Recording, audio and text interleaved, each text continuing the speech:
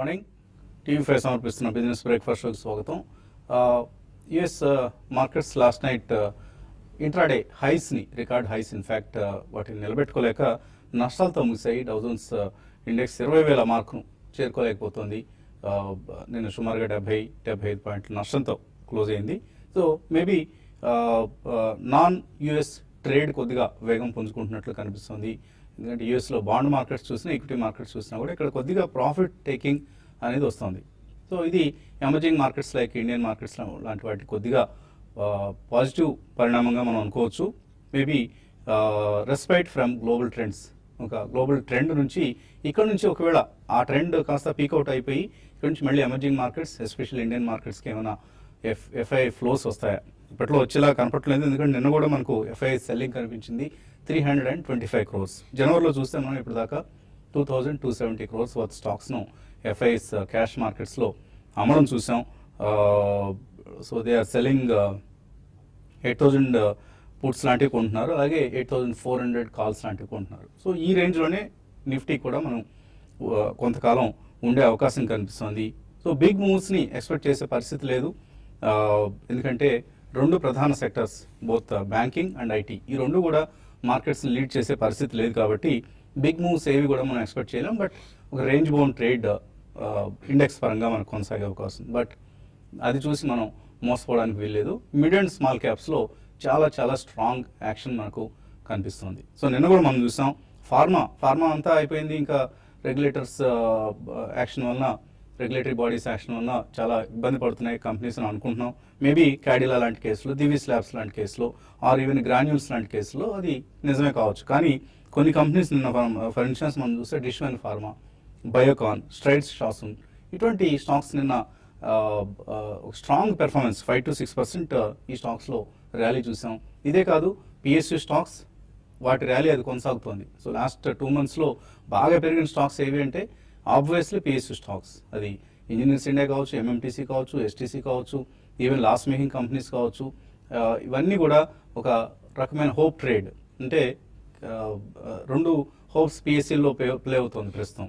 ఒకటి డిస్ఇన్వెస్ట్మెంట్, ప్రభుత్వం తన వాటాను అమ్మకానికి పెట్టి ప్రొఫెషనల్ ఇన్వెస్టర్స్తో ఆ కంపెనీలకి ప్రొఫెషనల్స్ని పెట్టి కంపెనీస్ భవిష్యత్తు బాగుండే విధంగా చర్యలు తీసుకుంటుందన్న ఉద్దేశం ఒకటి. రెండవది capex investments from government side పెరుగుతాయి రాబోయే రోజుల్లో, ఎస్పెషల్లీ రాబోయే ఫైనాన్షియల్ ఇయర్లో. దాని ఫలితంగా ఎక్కువ ఎక్స్పెండిచర్ త్రూ పిఎస్యూస్ జరుగుతుంది. కాబట్టి పిఎస్యూ కంపెనీలకు అది బెనిఫిట్ అవుతుందని ఒక అంచనా కావచ్చు. ఈ రెండు అంచనాలతో పిఎస్యూ స్టాక్స్లో ర్యాలీ మనం చూస్తున్నాం. నిన్న కూడా చూసాం. లైక్ స్టాక్ లైక్ బిఎంఎల్ 16% పెరిగింది. సో ప్రధానంగా డిస్ఇన్వెస్ట్మెంట్ వార్త వలన.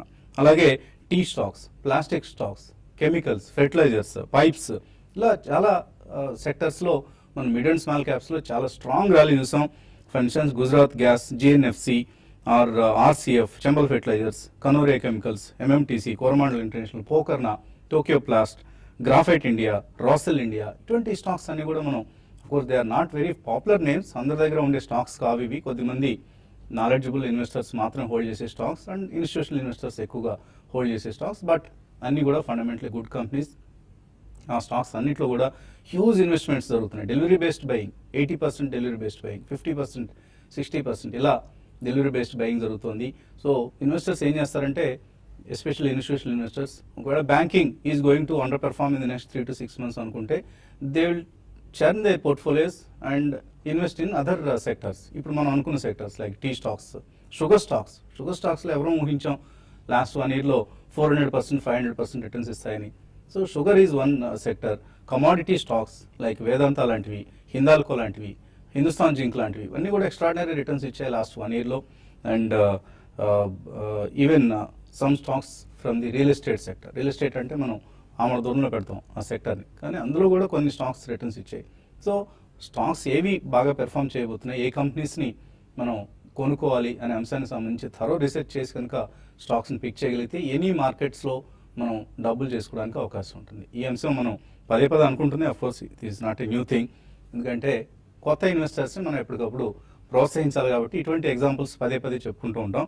అండ్ రాబోయే రోజుల్లో మార్కెట్స్ మీద ప్రభావం చూపించే అంశాలు మాత్రం 1-2 కాదు, చాలా ఉన్నాయి. ఒకటి ఎర్నింగ్ సీజన్. అఫ్కోర్స్ ఇవాళ ఇండస్ఇండ్ బ్యాంక్ రిజల్ట్స్ రాబోతున్నాయి. మరొక 2-3 రోజుల్లో ఇన్ఫోసిస్, టీసీఎస్ లాంటి సంస్థల రిజల్ట్స్ వస్తున్నాయి. Then cash ban impact post remonetisation ఎటువంటి వేగం పుంజుకోబోతోంది, బడ్జెట్ తర్వాత ఎటువంటి వేగం పుంజుకోబోతోంది economy. So budget is another big cue, cash ban post effects మరొక క్యూ, అలాగే జిఎస్టీ రోల్అవుట్ ఎలా ఉంటుంది, ఎప్పుడు ఉంటుంది, తర్వాత crude prices, then UP elections and US dollar and emerging market flows. ఒకవేళ యుఎస్ డాలర్ స్ట్రెంత్ కనుక కొనసాగితే ఎమర్జింగ్ మార్కెట్స్ ఫ్లోస్ ఇలాగే వీక్గా ఉండే అవకాశం ఉంది. లేదు యుఎస్ డాలర్ కనుక వీక్ అయితే మళ్ళీ ఎమర్జింగ్ మార్కెట్స్కి ఫ్లోస్ పెరిగే అవకాశం ఉంటుంది. వీటన్నిటికీ తోడుగా డొమెస్టిక్ ఇన్స్టిట్యూషనల్ ఇన్వెస్టర్స్ బిహేవియర్ ఎలా ఉంటుంది, ఎందుకంటే రిటైల్ మనీ చాలా స్ట్రాంగ్గా మార్కెట్స్లోకి వస్తుంది. ఫర్ ఇన్స్టెన్స్ నిన్న నేను ఒక సెలబ్రిటీని కలిశాను, యంగ్స్టర్స్ ఇద్దరు అందరికీ చిరపరిచితులైన జంట, సంగీత జంట, మల్లికార్జున్, గోపికా పూర్ణిమ. వీళ్ళిద్దరు టాలీవుడ్లో సింగర్స్గా, అందరికీ ప్లేబ్యాక్ సింగర్స్గా అందరికీ చిరపరిచితులే. సో ఆ అమ్మాయిని అడగటం జరిగింది, ఎక్కడ ఇన్వెస్ట్ చేస్తుంటారు మీరు, మార్కెట్స్లో ఇన్వెస్ట్ చేస్తారా ఏదైనా, లేకపోతే రియల్ ఎస్టేట్, గోల్డ్ ఇటువంటి ట్రెడిషనల్ ఇన్వెస్ట్మెంట్స్ అని అంటే ఆ అమ్మాయి ఏం చెప్పిందో ఇప్పుడు ఒకసారి చూద్దాం. ఇందాక గోపిక అంటున్నట్లు ఫైనాన్షియల్ విషయాలకు వస్తే మీకు వచ్చే revenue, whatever revenue that you savings చేస్తుంటారా, stock markets, real estate, stock market మీద నాకు అవగాహన లేదు. డైవర్సిఫైడ్ ఫిక్స్డ్ పెడతారు, గోల్డ్ లో పెడతాం, కానీ డెఫినెట్ గా మంచి మ్యూచువల్ ఫండ్స్ లో పెడతాం. పర్ఫార్మెన్స్ ఎలాగో మీరు స్టడీ చేస్తుంటారా? చేస్తానండి. యాక్చువల్ అదుపులో పెట్టుకొని చేస్తే శుభ్రంగా మనకు వచ్చే దాంట్లో మిగతా వాళ్ళకన్నా మనం ఎక్కువ సేవ్ చేసుకోవచ్చు. And this is the age to earn, this is the age to save money, invest money and grow it to a bigger corpus by the time you retire. So Gopika Purnima ఏం చెప్పిందో ఉన్నాం కదా, మ్యూచువల్ ఫండ్స్లో invest చేస్తాను. So this is the trend. Retail ఇన్వెస్టర్స్లో వచ్చిన ఒక స్పష్టమైన మార్పు ఏంటంటే, ఇంతకుముందు రియల్ ఎస్టేట్ ఒకటే గుర్తొచ్చేది ఇన్వెస్ట్మెంట్ అని, కానీ లేకపోతే గోల్డ్ కొనుక్కునేవాళ్ళు. Now they are diverting their investments into financial assets like mutual funds. ఇది ఒక మంచి ట్రెండ్. బాలాగారు ఏమంటారో చూద్దాం. సో ఒక ట్రెండ్ చూస్తున్నాం మనం, డొమెస్టిక్ ఇన్స్టిట్యూషన్ ఇన్వెస్టర్స్ ఈ మధ్య వరుసగా ఇన్వెస్ట్ చేస్తూ వస్తానంటే రిటైల్ మనీ ఎక్కువగా మ్యూచువల్ ఫండ్స్లోకి, ఇన్సూరెన్స్లోకి వస్తుంది కాబట్టి. సో ఇదే ట్రెండ్ కొనసాగుతుంది అనుకుంటున్నారు? ఓ డెఫినెట్లీ అండి, ఎందుకంటే ఇప్పుడు అవెన్యూస్ ఎప్పుడైతే ష్రింక్ అవుతాయో ఇతరత్ర వేరే ఫైనాన్షియల్ అసెట్స్ తప్పించి గతంలో రియల్ ఎస్టేట్ మీద ఎక్కువ మొగ్గు చూపేవారు అండ్ ఫాలోడ్ బై గోల్డ్. కానీ ఈ ఇయర్ యాక్చువల్లీ తీసుకుంటే gold imports have almost come down by more than 30%. అలాగే మనకి కస్టమ్స్ డ్యూటీ కూడా బాగా తగ్గింది. అండ్ రీసెంట్లీ మనకి డైరెక్ట్ ఇండైరెక్ట్ ట్యాక్సెస్ పైకి వెళ్ళినా కానీ జైట్లీ గారు స్టేట్మెంట్ ఇవ్వడం జరిగింది, almost about 6.3 crores customs duty తగ్గింది. అది mainly because import of gold తగ్గిందని చెప్పి. So definitely real estate and gold traditional modes of investment అనేది పక్కన పెట్టి చాలా మంది retail investors definitely mutual funds లో డబ్బులు పెట్టడానికి ముందుకు వస్తున్నారండి. ఇది చాలా శుభపరిణామం అని చెప్పాలి. ఎందుకంటే గోయింగ్ ఫార్వర్డ్ మనకి చిన్న చిన్న మొత్తాలు ఇన్వెస్ట్ చేయాలంటే the best thing is only financial instruments అండి. మీరు పదే పదే చెప్తుంటారు, it's not only pure equity based funds అని. మనకి ఈ రోజు ఇన్ఫర్మేషన్ చాలా దొరుకుతుంది నెట్లో. It can be balance funds తో మొదలు పెట్టచ్చు.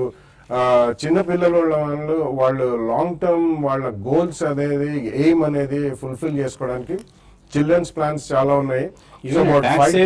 Scheme like national pension system is giving lot of benefits. నేను చెప్పాను బిట్వీన్ 11 to 13 అంటే అబౌట్ 12% యావరేజ్ అవి కూడా ఇచ్చాయి. That's a very good outcome అండి. సో రాని ఈ బడ్జెట్ లో మనకి నిజంగా కొద్దిగా రాయితీలు ఎక్కువ ఇచ్చి స్లాబ్స్ కనుక పెంచి రాషనలైజేషన్ ఆఫ్ ట్యాక్స్ మెజర్స్ జరిగితే definitely lot of money will flow in to financial assets అండి, especially mutual funds.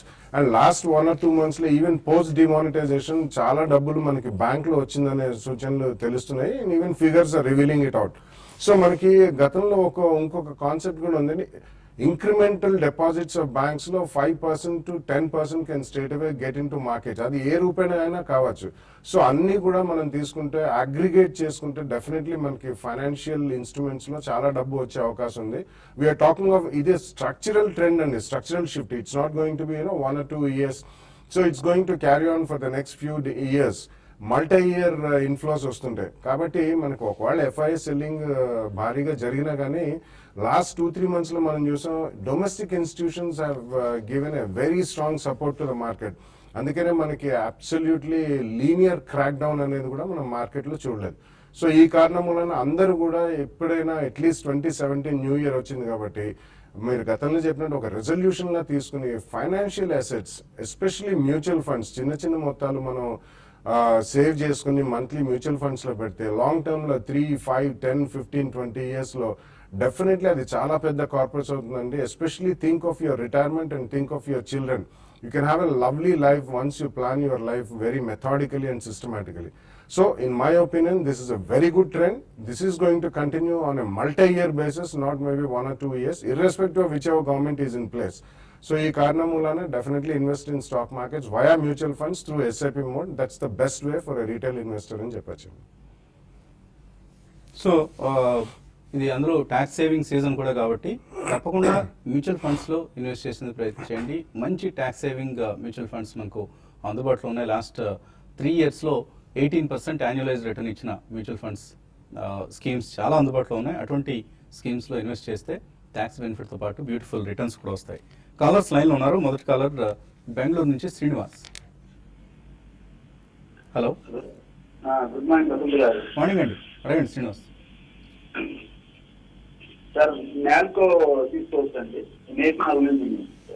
NALCO national aluminium company ఎంతకాలం హోల్డ్ చేస్తారు? ఎందుకు నాల్కోని సెలెక్ట్ చేస్తున్నారు? ఏదో సార్ అల్యూమినియం అంటే బాగా ఇంట్రెస్ట్ ఉంది, నేను టెస్ట్ చేస్తున్నాను. అల్యూమినియం మీద ప్రేమ ఉంది మీకు. కొంతమంది బంగారాన్ని ప్రేమించినట్లే మీరు అల్యూమినియం ప్రేమిస్తున్నారా? అవును sir. Good good. So last 1 yearలో all these aluminium companies have done well including Nalco. So ఫ్యూచర్లో కూడా ఇది కొనసాగుతుందా, కొనుక్కోవచ్చా? What kind of a stock is this? Oh, it's a decent stock అండి, నో డౌట్ అబౌట్ ఇట్. అంటే PSUs లో definitely aluminium ఇది ఒక దిగ్గజం అనే చెప్పాలి. Apart from Hindalco is a world wide company and definitely హిండాల్కోలో కొద్దిగా ప్రొఫైల్స్ అవన్నీ కూడా చూస్తారు. అంటే derivatives of pure play aluminium. So NALCO is a pure play aluminium producer అండి. రీసెంట్లీ మనం బేస్ మెటల్స్ అన్నిట్లో కూడా ఒక ర్యాలీ చూసాం, స్ట్రాంగ్ ర్యాలీ అనేది చూసాం. అండ్ ఇండియాలో ఎస్పెషలీ మనకి డిమాండ్ పరంగా తప్పకుండా మంచి గ్రోత్ ఉండే అవకాశం పోను ఉంది. And change in terms of automobiles లో కూడా చాలా components now they are being made out of aluminium.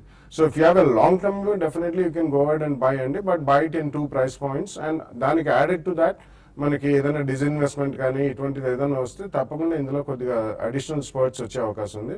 But ఇవన్నీ కూడా డీసెంట్ డివిడెండ్ ప్లేస్ అండి. ఎటువంటి కష్టకాలంలో ఉన్నా కానీ these companies are paying decent dividends and మంచి వాల్యుయేషన్స్ లో దొరుకుతుంది. Go ahead and buy in 2 price points with a 10 to 15% correction. తర్వాత కాలర్ గుంటూరు నుంచి ఫణి. Hello sir. సార్ నేను student sir. 3 to 4 years investments కోసం IOB Castex technology, Indian hotels, Nandan denim, GMR infra. Okay, ఈ 5 invest చేయొచ్చు long term. ఎంత ఉన్నాయి డబ్బులు మీ దగ్గర ఫణి? స్టూడెంట్ అంటున్నారు కదా. ఒక 50,000. 50,000 ఎక్కడవి డబ్బులు మీద మీకు? పాకెట్ మనీ సేవ్ చేసుకుంది. పాకెట్ మనీని సేవ్ చేస్తున్నారు. గుడ్. నాన్నగారు మంచిగా బాగా డబ్బు వృద్ధిగా ఇస్తున్నట్లున్నారు. 50,000 రూపాయలు మీరు పాకెట్ మనీని సేవ్ చేయగలిగారు. ఏం చదువుతున్నారు మీరు? రీసెంట్ గా MBA అయిపోయింది సార్. రీసెంట్గా MBA అయిపోయింది. గుడ్. సో ఒక రెలవెంట్ సెక్టర్ ఇది కూడా. మీరంటే MBA అయిపోయింది కాబట్టి కొద్దిగా ఫైనాన్షియల్స్, కంపెనీస్ బ్యాలెన్స్ షీట్స్ వీటిని కూడా కొద్దిగా అర్థం చేసుకునే పరిస్థితిలో ఉన్నారు. మంచి ఆలోచన చేస్తున్నారు. బట్ బిగినింగ్లో నార్మల్గా మనం మ్యూచువల్ ఫండ్స్ రికమెండ్ చేస్తూ ఉంటాం, కానీ మీరు కొద్దిగా హోంవర్క్ చేశారు. స్టాక్ సెలక్షన్ కూడా జరిగిపోయింది ఆల్రెడీ. సో ఎటువంటి పోర్ట్ఫోలియో ఆయన?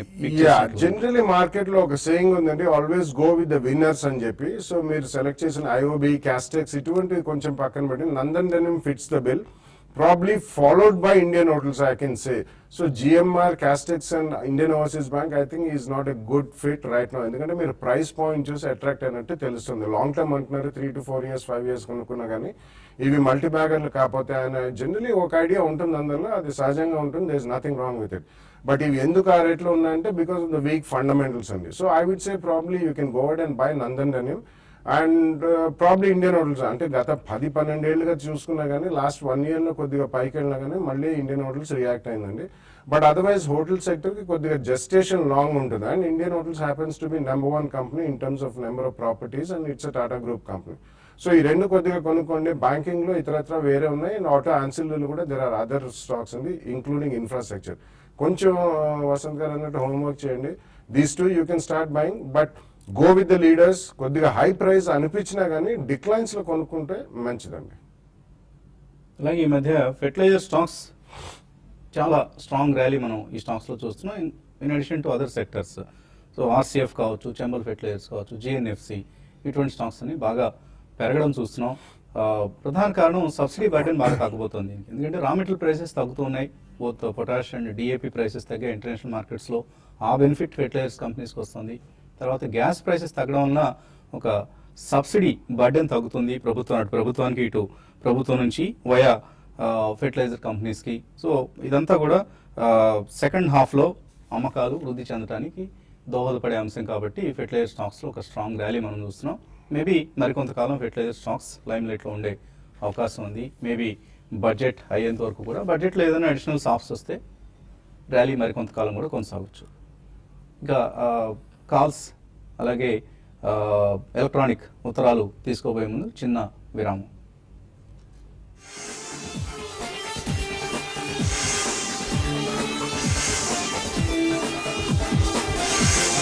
రామ లైన్లో ఉన్నారు. హలో హలో హలో నమస్తే అండి. నమస్తే అండి, అడగండి రామ. అదే మనపురం ఫైనాన్స్ 75 లో తీసుకున్నానండి. జిఎస్ఎఫ్సి 105 లో, ఓకే. జిఎన్ఎఫ్సి 232 లో తీసుకున్నానండి. ఇది షార్ట్ టర్మ్ కోసం తీసుకున్నాను. లాంగ్ టర్మ్ కూడా కంటిన్యూ చేయమంటారా? షార్ట్ టర్మ్ కోసం అయితే ఎక్కడ బయటకు వచ్చేయాలండి? సో మూడు కూడా ఈ మధ్యకాలపు రికవరీ చూసాం. ఎస్పెషల్లీ జేఎన్ఎఫ్సిలో అయితే ఒక స్ట్రాంగ్ ర్యాలీ కూడా మనం గమనిస్తున్నాం. అండ్ కొద్దిగా మనపురం అండ్ జిఎస్ఎఫ్సి అనే లోవర్ సైడ్ కనిపిస్తున్నాయి. ఏం చేయాలి? జిఎన్ఎఫ్సి మీరు అన్నట్టు చాలా స్ట్రాంగ్ ర్యాలీ మనం even in the last 1 month కూడా చూసామండి. సో డెఫినెట్లీ ఈ రెండు ఇన్ మై ఒపీనియన్ బడ్జెట్ అయిన తర్వాత ఏదైనా కొద్దిగా రాయితీలు ఇచ్చినా, అగ్రికి కొద్దిగా ఎక్కువ మొగ్గు చూపి ఫండ్స్ ఎక్కువ అయినా ఒక స్పర్ట్ వస్తుందండి. అక్కడ I think you should book some profits in both GSFC and GNFC also. GSFC not only is a fertilizer producer అండి, క్యాపిటల్ యాక్టమ్ అని చెప్పి that's one of the largest producers, and కొద్దిగా ఇండస్ట్రియల్ యూజ్ కూడా ఎక్కువగానే ఉంది. But both are decent companies అండి. అలాగే మన్నాపురం కూడా డీసెంట్ కరెక్షన్ మనం చూసాం. But Manappuram maybe on long term basis you can still keep అండి, ఎందుకంటే సబ్స్టాన్షియల్ కరెక్షన్స్ మనం అన్ని ఎన్బిఎఫ్సిస్ లో కూడా చూసాం కాబట్టి I think the correction is over in this stock అనే చెప్పాలి. సో ఈ కారణం మూలన మన్నాపురం ఉంచండి. జిఎస్ఎఫ్సి అండ్ జిఎన్ఎఫ్సిలో ఈ బడ్జెట్ అయిన తర్వాత షార్ప్ ర్యాలీస్ వస్తే మాత్రం డెఫినెట్లీ మొత్తం కాకపోయినా కానీ అట్లీస్ట్ 50% ప్లస్ ప్రాఫిట్ బుక్ చేస్తే బెటర్.